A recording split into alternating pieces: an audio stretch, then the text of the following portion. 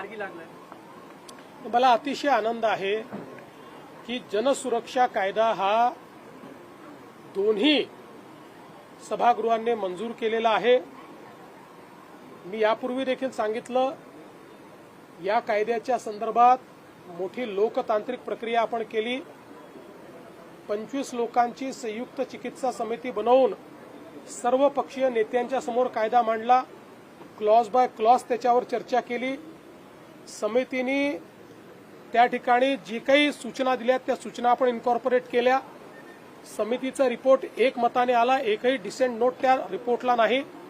हे करत असताना 12,000 वेगवेगळ्या प्रकारच्या सूचना आल्या, त्या सूचनांचंही पालन करून तसे चेंजेस आपण केले आणि दोन्ही सभागृहांमध्ये चर्चेअंती हे बिल आपण मंजूर केलेलं आहे। यामुळे भारताच्या संविधानिक व्यवस्थेला उलथून टाकण्याचा विचार करणारे आणि भारताच्या संविधानाला न मानणारे अशा प्रकारच्या ज्या शक्ती आहेत त्या शक्तींवर आपल्याला कारवाई करता येईल। मी पुन्हा एकदा सांगतो, काही लोक आजही बिल न वाचता त्यातलं एकही अक्षर माहिती करून न घेता या बिलाच्या विरोधात बोलतायत।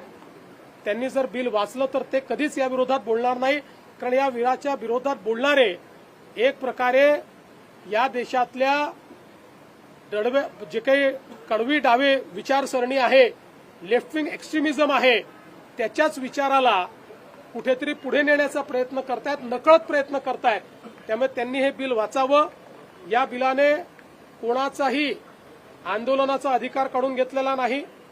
या बिलाने कोणालाही सरकारच्या विरोधात बोलण्याचा अधिकार काढून घेतलेला नाही, सरकारच्या विरोधात लिहिण्याचा अधिकार काढून घेतलेला नाही, सरकारच्या विरोधात अभिव्यक्ती करण्याचा कुठलाही अधिकार काढून घेतलेला नाही। सर्व प्रकारचे आंदोलनं करता येतात। किंबहुना हा एकमेव कायदा असा आहे की ज्या कायद्यामध्ये संघटना बॅन करता येते तरच व्यक्तीवर कारवाई करता येते, त्याशिवाय व्यक्तीवर कारवाईच करता येत नाही।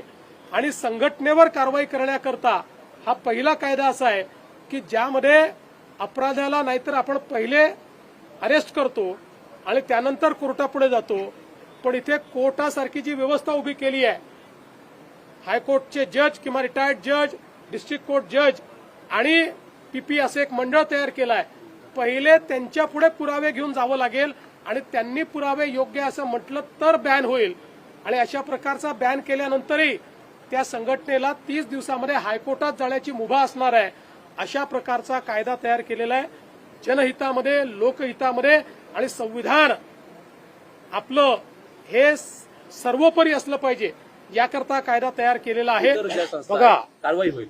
जे काही माओवाद्यांचं संविधान मी वाचून दाखवलं, त्या संविधानामध्ये त्यांनी त्यांच्या केडरला दिलेला एक प्रकारे हा संदेशच आहे किंवा हे टार्गेट आहे की लोकशाहीवादी संस्थांमध्ये शिरायचं आणि मग त्या ठिकाणी अराजकता तयार करायची, हे त्यांचं मॅन्डेट आहे। त्यामुळे अशा कुठल्या कुठल्या संस्थेमध्ये ते शिरले आहेत याची माहिती घेतली जाईल आणि कायदेशीर कारवाई केली जाईल।